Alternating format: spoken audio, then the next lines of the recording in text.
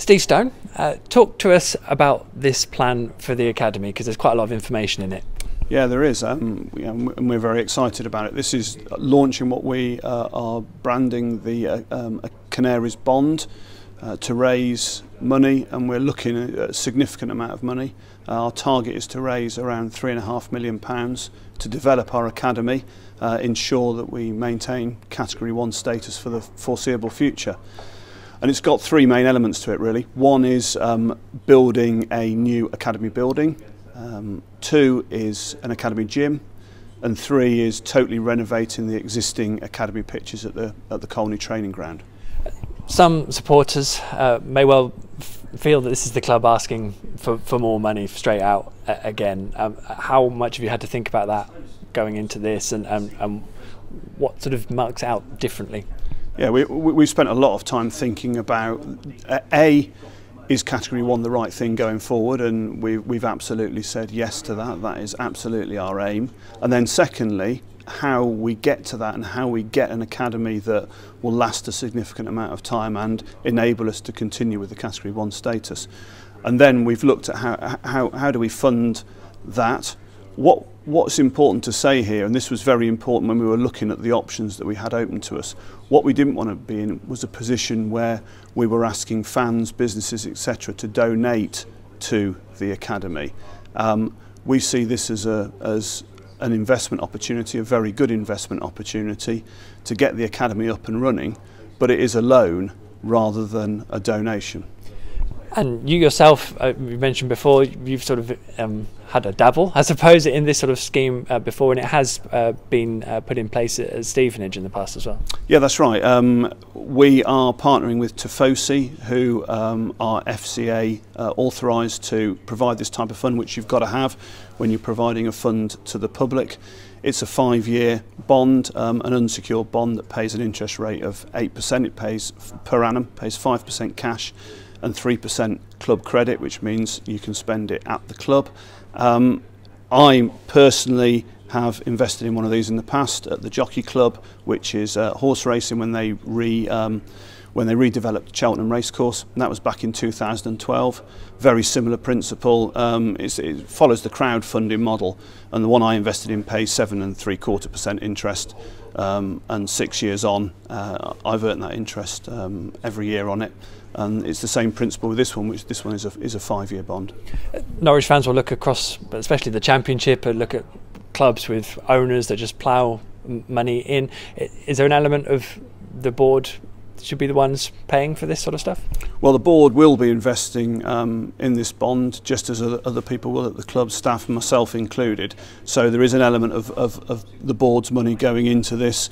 But part of this, and part of the rationale for going down this route, was having something that our fans could participate in as well and feel part of something future for the club that is ring-fenced from day-to-day is the wrong word, but transfer window to transfer window player trading. This is something that we've wanted to put to one side from that, raise the funding specifically for the academy, spend it specifically on the academy, have the academy up and running, have the players coming through the academy, and then be in a position to repay that loan in 5 years' time, after people have been involved in seeing the growth of the academy and earn a decent rate of interest at the same time. The academy donation, I think in past seasons, has been something like £20 on top of season ticket prices. The minimum and payment anyone can make into this is £500. It's only in 500 clubs, so obviously that's quite a lot of money for fans who may not have a lot, and also they'll want to know what the risks are. Yeah, that's right. £500 is not an insubstantial amount of money for people to invest in this bond. It needs to start at £500 for practicality reasons and ability to manage that as much as anything else in terms of the number of people that we have investing. And you're right, it is an unsecured loan effectively, which is why it pays the interest rate gross of 8%. What people are really investing in my view, is confidence in us to be able to run the club and to be able to develop the academy, bring the players through, give us the best chance of getting into the Premier League and be able to repay that debt in 5 years' time.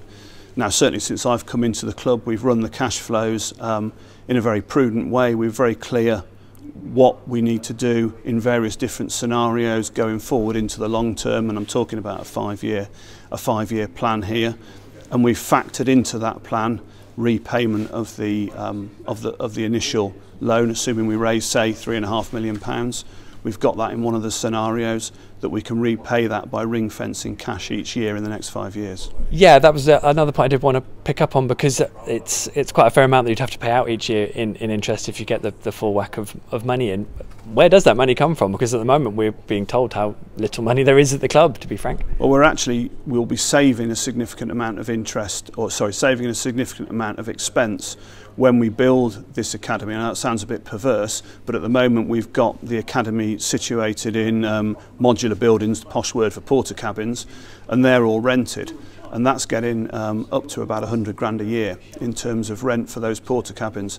And so when we get rid of those, that instantly provides us with a significant chunk of the amount that we will need to pay our annual interest payments.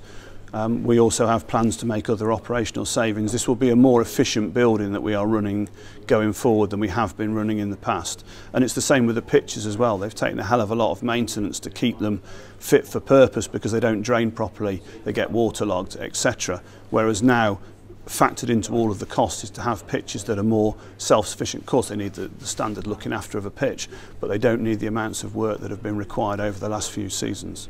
It's an investment for people paying into the club, be them fans or businesses, whichever.